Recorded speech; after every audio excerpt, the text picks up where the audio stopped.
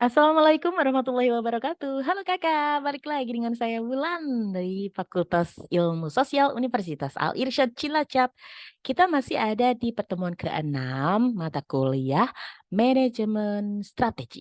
Dan kita masih membahas mengenai variasi strategi yang kita ambil atau kita bedah di contoh kasus grup Rekso dan PT Sosro. Nah, kemarin, ya betul sih, dari kemarin kita sudah membahas mengenai, apa itu sejarah sosro, kemudian kita juga sudah membahas mengenai apa saja yang dimaksud dengan STP atau, segmenting, targeting, and positioning. Kalau sekarang kita akan membahas mengenai positioning tapi, di positioning versinya untuk promosi, oke. Kita kalau perhatikan, promosi dari PT Sosro itu kan awal-awal mereka memang menggunakan metode icip rasa. Jadi, dari situ kemudian mereka terus genjot dengan bagaimana caranya mereka, membuat orang-orang mau mencoba dan semakin banyak orang yang mencoba kemudian ditambah dengan iklan-iklan, ada iklan TV, kemudian, majalah, koran, radio, kemudian mereka juga terlibat di acara-acara besar maupun acara-acara kecil. Itu zaman dulu. Kemudian semakin berkembang ada yang disebut dengan CSR atau Corporate Social Responsibility, di mana perusahaan-perusahaan besar itu punya kewajiban untuk berkontribusi kepada masyarakat. Seperti juga kita ya, akademika, dosen maupun mahasiswa, itu punya kewajiban untuk pengabdian kepada masyarakat. Nah, perusahaan juga sama, pengabdiannya dalam bentuk apapun itu bisa, maka tidak jarang PT Sosro juga menjadi atau membuka sebuah CSR bisa berkolaborasi dengan, remaja dari lokal, kemudian mereka juga bisa, kolaborasi dengan UMKM dan lain-lain gitu loh. Ada banyak, ada kolaborasi dengan sekolah dan lain-lain, itu adalah bentuk dari CSR, yang memang ya paling tidak juga itu sama bisa, membuat orang itu, aware terhadap brandingnya PT Sosro gitu ya. Nah, kalau zaman now gitu tentu saja mereka juga sudah menggunakan, promosi menggunakan internet. Nah ini adalah strategi 4P positioning-nya, dari PT Sosro di bidang promosi.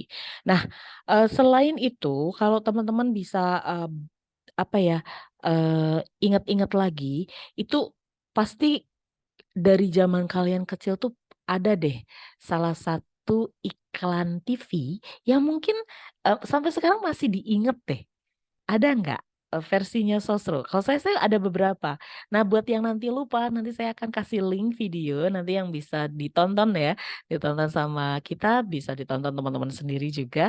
Itu ada beberapa yang bikin kita flashback gitu, nostalgia dengan beberapa iklan. Karena kita bertumbuh dengan iklan-iklan, terutama generasi zaman now itu kan, dari kecil tuh kalian sudah ada pakai TV, TV yang warna dan lain-lain ya. Nah, beberapa itu biasanya sudah menjadi top of mind-nya kita gitu, bener-bener, wah inget banget nih gitu. Nah oke kita lanjut dulu, kalau dari sisi, eee, namanya pemasaran, strategi pemasaran ya, hal yang paling penting itu sebelum kita menjual adalah kita branding dulu. Jadi namanya branding itu memastikan bahwa orang itu ngeh, orang itu tahu tentang produknya kita, tentang mereknya kita, identitasnya kita, siapa sih kita? Ini sini ada sekilas bahasan tentang brand equity. Apa yang dimaksud dengan brand equity adalah gambaran penilaian konsumen atas sebuah brand. Nah, merek dari teh botol Sosro merupakan contoh merek yang telah dikembangkan dan dipertahankan selama puluhan tahun. Hasil dari brand equity itu kuat karena dirasakan oleh Sosro, yaitu memudahkan PT Sosro untuk melakukan pengembangan pasar dan mengenalkan produk-produk lainnya. Jadi awalnya memang produk utamanya adalah PT Sosro itu kan punyanya teh botol Sosro ya. Begitu booming, byus, semua orang tahu, semua orang ini apa namanya ngeh gitu. Nah, pada saat mereka mengeluarkan produk-produk baru setelah itu, bawa nama Sosro, orang jadi lebih percaya. Contoh, orang, Fruity, itu ada gambar, tetap ada meskipun tulisannya fruity, itu tetap ada logo botol teh botol sosronya lah. Sorry, bukan teh botol sosronya, tapi logo merah sosronya gitu. Nah, iya, sorry ini nih ada di sini. Nih, logo merah tulisan Sosro di kemasan fruity atau begitu juga di nanti di tabs yaitu minuman berkarbonasi atau bersoda. Ini teh yang pakai soda inovasinya. Nah, itu juga sama ya. Nah, ini kalau kita lihat itu dari sisi brand awareness. Jadi sebelum kita ke brand equity itu ada yang namanya brand awareness dulu. Tahapannya ya, tahapan brand equity itu awalnya adalah brand awareness, kemudian perceived quality ataupun brand association, kemudian nanti jadi brand loyalty. Ini adalah elemen-elemen yang ada di dalam sebuah brand equity. Bagaimana konsumen bisa melakukan penilaian atas sebuah brandnya. Nah, dari sisi brand awareness, apa sih yang dimaksud dengan brand awareness? Brand awareness itu adalah kemanapun konsumen atau kemampuan konsumen mengenal dan mengidentifikasikan merek kita. Nah, di sini ada piramida.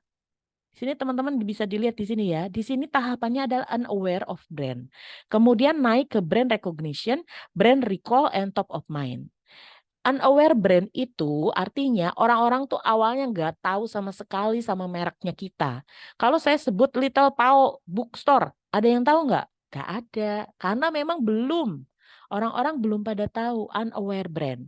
Awal-awal kalau kita bilang sosro, zaman dulu ya, zaman 1940-an, orang-orang yang masih apa itu nggak ada dulu, belum ada gitu, bahkan belum terbentuk gitu. Kemudian mereka baru ada di tahun 1965. Nah, next terus sampai dengan sekarang iklannya juga nggak putus. Itu nanti menaikkan kemampuan konsumen kita untuk mengenal produknya kita menjadi brand recognition. Brand recognition tuh orang jadi, oh iya iya iya aku tahu. Yang mana ya? Itu loh yang merah, itu loh yang pakai botol, itu loh. Oh, baru orang oke gitu. Itu berarti recognition. Orang ngeh tahu gitu. Tapi cuman kenal-kenal aja. Nah, kalau yang brand recall dan top of mind ini biasanya dibuktikan oleh survei. Kalau orang bisa mengenali mereknya kita tanpa harus ada bantuan warna atau logo atau apapun, berarti kita sudah masuk ke konsumen kita sudah masuk ke brand recall. Dan kalau yang namanya top of mind itu adalah impian dari semua brand-brand. Branding-branding itu kepengennya orang-orang itu ngeh tahu banget dan yang pertama kali bisa disebutkan. Begitu kita bilang apa merek mie instan. Nah, tergantung. Kalau orang pertama bilang Indomie, berarti top of mind di orang itu adalah Indomie. Kemudian kalau orang bilang Sarimi, berarti orang itu pertama kali ngeh top of mind-nya dia, ingatannya dia itu adalah Sarimi. Bu, apakah ada korelasinya setiap yang top of mind itu pasti dibeli? Oh ya, sebetulnya itu kepengennya seperti itu. Orang-orang kepengennya kan langsung membeli apa yang mereka tercetus di atas kepalanya mereka pertama kali diingat ya.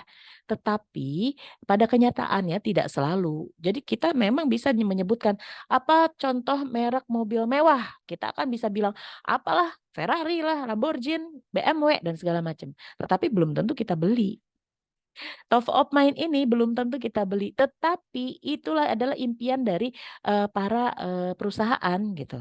Karena apa? Paling tidak orang udah tahu dulu deh, top of mind dulu deh yang pertama kali dipertimbangkan untuk dibeli itu yang mana. Paham ya?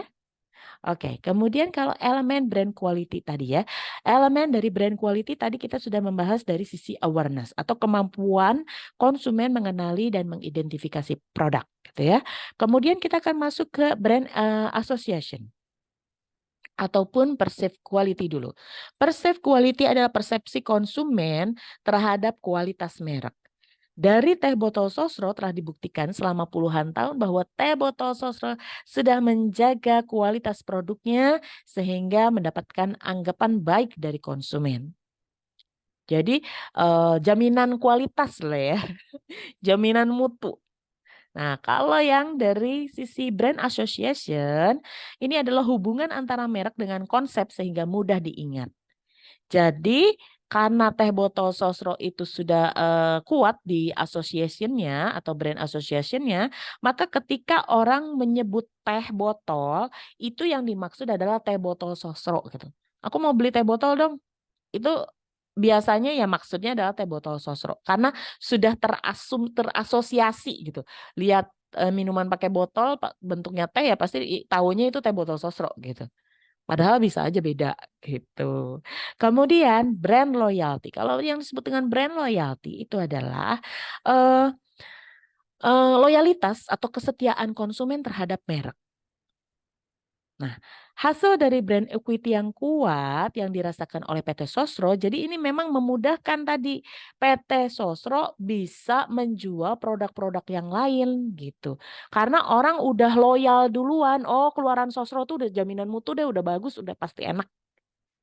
Oke deh kita coba. Nah, seperti itu gitu ya. Oke, sementara itu dulu ya teman-teman ya, ngebahas tentang sedikit sekilas tentang brand equity dari positioning promosi. Karena apa?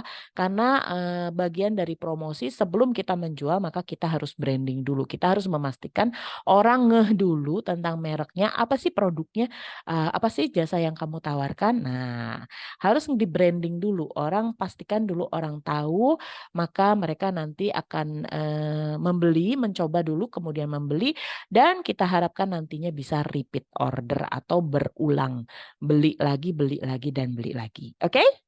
Kita akan lanjutkan lagi di sesi part berikutnya yang membahas mengenai strategi-strategi apa saja yang dilakukan oleh PT Sosro ataupun Rekso Group.